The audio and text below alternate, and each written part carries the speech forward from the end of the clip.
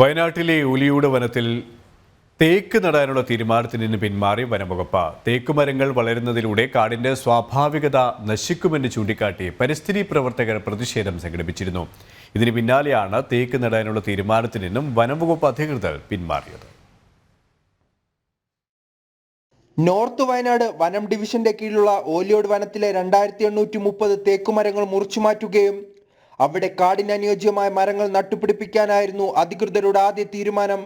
പിന്നീട് ഇത് 10% തേക്കും തൈകൾ നടുവാനും വനം വകുപ്പ് തീരുമാനിച്ചു. ഇതിനെതിരെ നാട്ടുകാരും പരിസ്ഥിതി പ്രവർത്തകരും രംഗത്തെത്തി. ഞങ്ങളുടെ അനുഭവത്തിൽ മനസ്സിലാക്കുന്നത് ഇതെല്ലാം നിബിഡ വനമായിരുന്നു. ആ നിബിഡ വനം മുറിച്ചു മാറ്റി സ്വാഭാവിക വനത്തിന് ശേഷം വരൾച്ച കൂടി, വന്യമൃഗങ്ങളുടെ ആവാസവ്യവസ്ഥ നഷ്ടപ്പെട്ടു. അവർക്കാവശ്യം ഭക്ഷണം കിട്ടുന്നില്ല, വനത്തിനകത്ത് വെള്ളമില്ല. വയനാട്ടിലെ 39 ലക്ഷം നെൽപ്പാടുണ്ടായിരുന്ന 8,000 കുറഞ്ഞു. നെൽപ്പാടങ്ങൾ വറ്റി വരേണ്ടത് പോയി. ഇത് ഞങ്ങൾ അനുഭവത്തിൽ നിന്ന് മനസ്സിലാക്കിയതാണ്.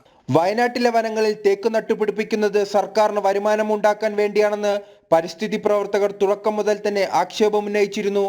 റവന്യൂ വരുമാനത്തിന് വേണ്ടി ഞങ്ങൾ പറയുന്നതാണ്, നമ്മളൊരു ഭാഗത്ത് കാർബൺ ന്യൂട്രലിന് വേണ്ടിയും ഓക്സിജന് വേണ്ടി മുദ്രാവാക്യം വിളിക്കുക, മറുഭാഗത്ത് ഓക്സിജനും ഒക്കെ കിട്ടുന്നതായ അല്ല കാർബൺ ന്യൂട്രലിന് വേണ്ടി വരുന്ന മരങ്ങൾ മുറിക്കുക, റവന്യൂ വരുമാനം ഉണ്ടാക്കുക. അതിനൊക്കെ അംഗീകരിക്കാൻ വേണ്ടി കഴിയില്ല. വിവിധ മേഖലയിൽ നിന്നും പ്രതിഷേധമുയർന്ന പശ്ചാത്തലത്തിൽ തീരുമാനത്തിൽ നിന്നും പിന്നോട്ട് പോകുവാനാണ് വനം വകുപ്പിന്റെ തീരുമാനം.